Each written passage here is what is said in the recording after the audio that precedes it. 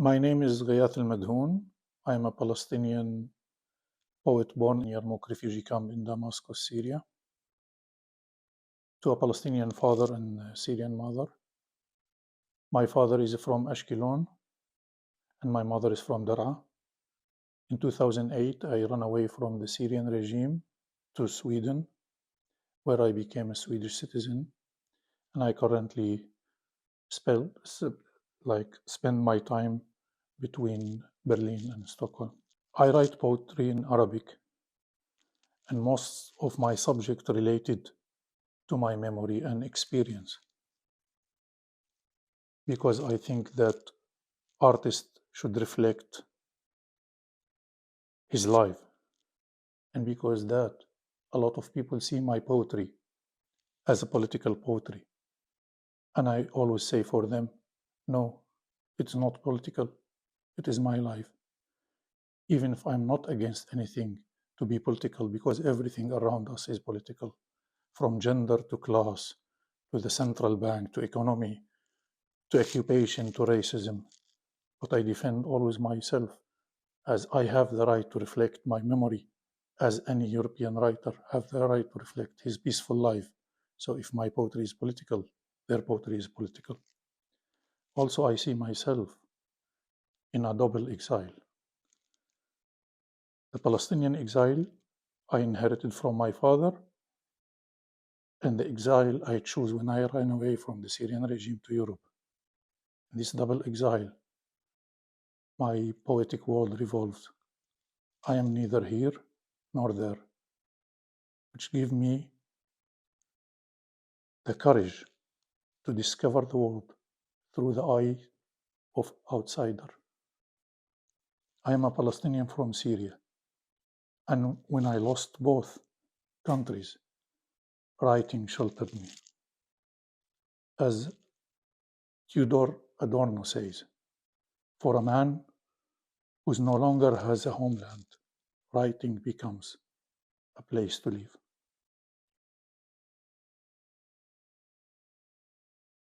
Also, I consider myself an organic intellectual.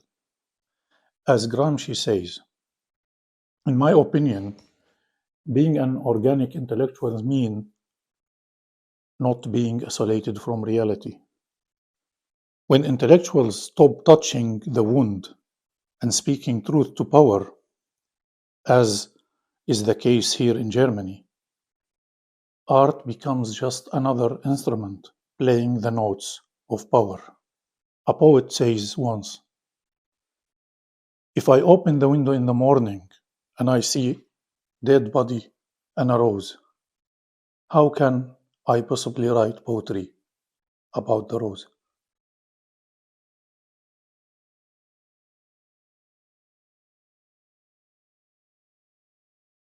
Yeah, if we think about statistics like the numbers, as of September 2024, so we speak about 10 months ago, Israel had killed 23 Gazan writers. Now the number is much larger. Think about journalists. You will be shocked. During the Vietnam War, which is lasted 20 years, from both sides, American and Vietnamese, 63 journalists were killed. And during the World War II, 7 years, the most deadliest things happened in history, including the 2 atomic bombs dropped in Hiroshima and Nagasaki. Including these 2 bombs, 67 journalists were killed. So if we combine the Vietnam War with the Second War, together they are 130 journalists, less than half of what Israel did. Israel has killed 255 journalists since October 7. To better understand Israel, consider this. Over the past year and a half, from 7th October to this moment I'm speaking, Israel has killed more doctors, healthcare workers, and UN United Nations workers more than any time happened in history. and also is the highest record of children got killed, except again the 2 atomic bombs in Hiroshima and Nagasaki. So Israel were only defeated by atomic bombs in the number of children got killed in a short time. These new records, these numbers, or if I can call them records, will stand in Israel's names for thousands of years, as I doubt any state will ever break them. We must also remind ourselves that the Israeli army, which refers to itself as the most moral army in the world, is the only army in the world that has fought a war against children during the first Intifada between 1987 and 1991, killing hundreds of children who were throwing stones, shooting them with the most advanced technology for 4 years. Of course, as we all know, Israel was defending itself against these Palestinian children who throw stones. And by the way, why do you think that politicians always start saying, with anything they want to start, Israel has the right to defend itself? Because according to the international law, Israel does not have the right to defend itself. And this is not my opinion. This is the opinion of the international law. If Egypt attack Israel, Israel has the right to defend itself because Israel gave back Sinai Desert and ended the war. If Syria attacked Israel, Israel didn't have the right to defend itself because according to the international law, Israel still occupied the Golan Heights from Syria. The same applies to the Palestinian. Israel is still occupying Palestinian land according to the UN Resolution 242. And that means under international law, the Palestinians have the right to resist. So Israel can defend itself, but it is not their legal right.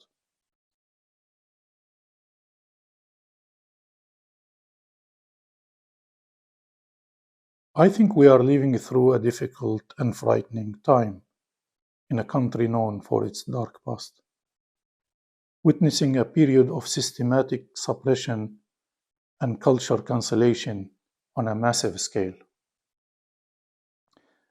Everything has been banned or cancelled, including poetry readings, book launches, award ceremonies, and music events.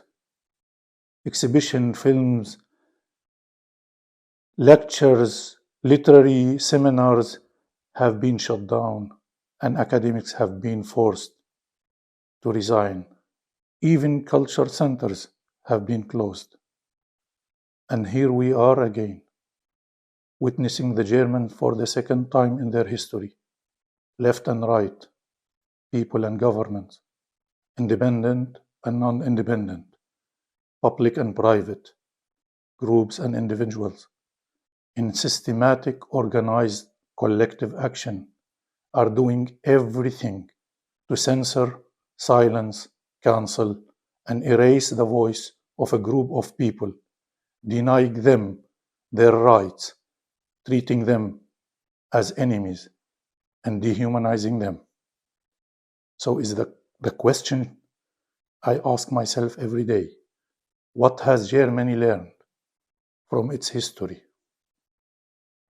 In addition to the fact that we lost Palestine because of the dark German history, which caused the need of establish a Jewish state and force us to pay our homeland as a compensation, solution, and a resolution for the Holocaust perpetrated by the German white supremacists, we now find ourselves as the largest Palestinian community in the world outside the Middle East, living in highly toxic atmosphere within an unwelcoming society that label our identity as dangerous, our demand of equality as politically incorrect, and our longing to freedom as a threatening.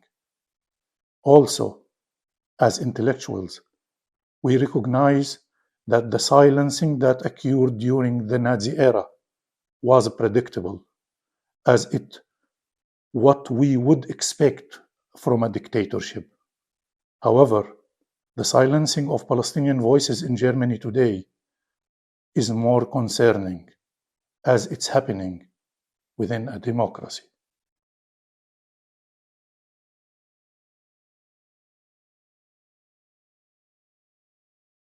To be honest, I never expected to find myself fighting silencing in democracy.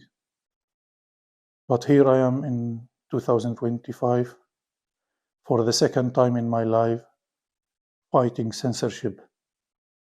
But this time in the Western world in general, and in Germany in particular.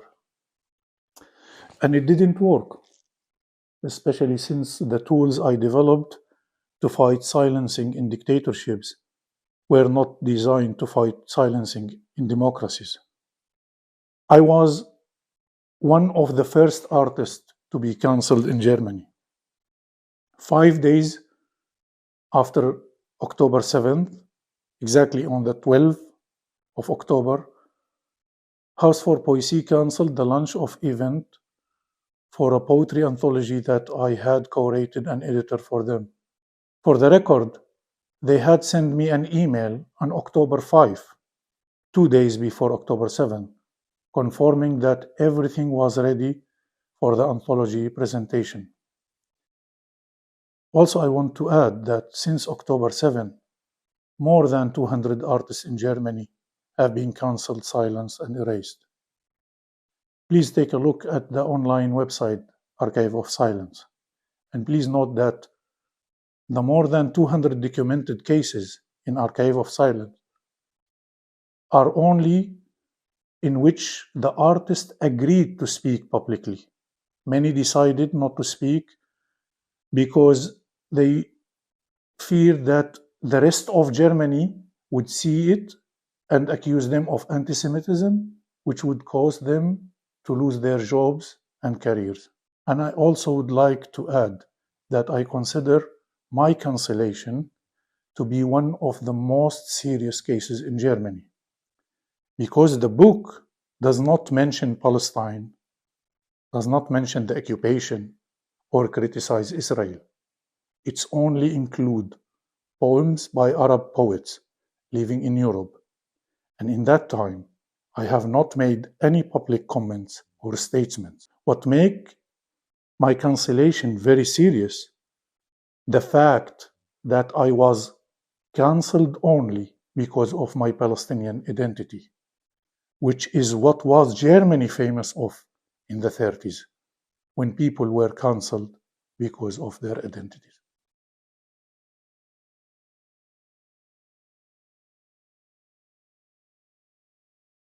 Let's think about how Germans behave. The Germans have overwhelmed us with their narrative of the destruction of Dresden, where 3.9 kilotons of TNT were dropped on the city. However, Gaza was bombed with 100 kilotons of TNT, meaning it was destroyed 26 times more than Dresden. But the Germans still speaking about Dresden. To understand just how evil Israel is, remember that the atomic bomb dropped in Hiroshima was estimated to be 13 kilotons of TNT. Therefore, Israel dropped TNT on Gaza that equal to 8 Hiroshima-sized atomic bombs. Germany supplied 30% of the weapons, meaning Germany participated in the destruction equal to 3 atomic bombs, the size of the one dropped in Hiroshima. This also means that 30% of the children killed in Gaza were killed with German weapons, money, and support.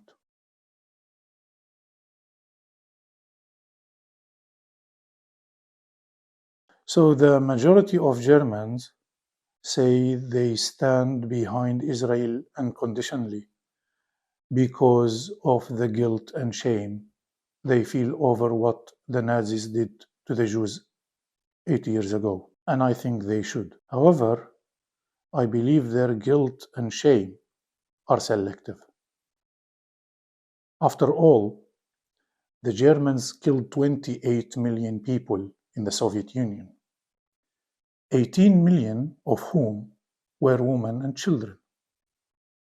Yet, I have not seen any Germans express guilt or shame over the fact that their ancestors killed only women and children in Russia, 3 times more than the people killed in the Holocaust.